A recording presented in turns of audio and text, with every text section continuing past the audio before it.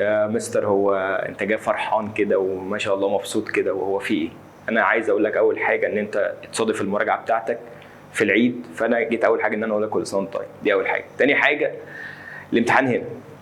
يعني ايه يا مستر الامتحان هنا؟ الامتحان بتاعك ان شاء الله هيبقى من الملزمه باذن الله، وهنتقابل كده. اضحك محمد، اضحك اضحك اضحك عبد الله، اضحك اضحك اضحك يلعن، اضحك اضحك.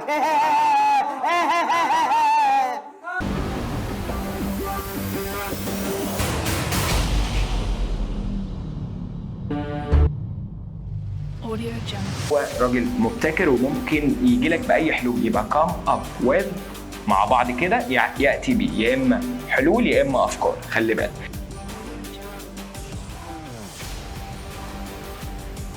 كل الحاجات دي معناها حدث بدا في الاول وخلص وبعد كده بدا حدث تاني. كل التركيبات دي تنفع. يبقى ممكن تبدا باي ان جي، ممكن تبدا بافتر واي ان جي على طول مع الفعل، او ممكن تقول هافينج دان.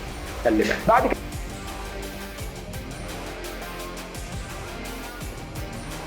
تيك ريسبونسبيلتي معناه يتولى مسؤوليه.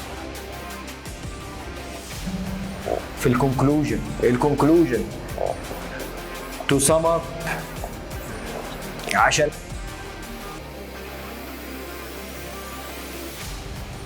كتب ده جه يعني حصل الكتاب ده اتكتب صح، لان عندي كلمه رايت اهي، حصل على العديد من الناس شافته كتير. طب ثانيه واحده بس، which written، لا المفروض اقول which is written او which was written، يبقى دي ما ينفعش. طيب لان هو ما كتبش نفسه، هو اتكتب.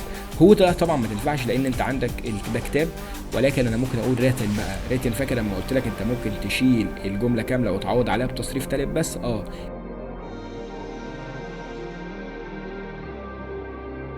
gain wisdom يكتسب الحكمه من الناس الكبيره.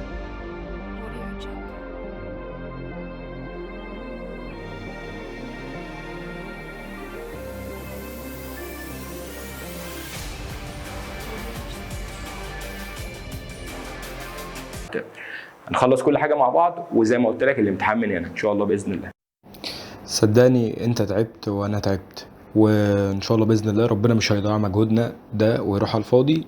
فعشان كده ان شاء الله انا واثق ان الامتحان هيكون من هنا، بسبب ان انت تعبت واجتهدت 11 شهر واحنا كنا في ظهرك وما سيبناكش.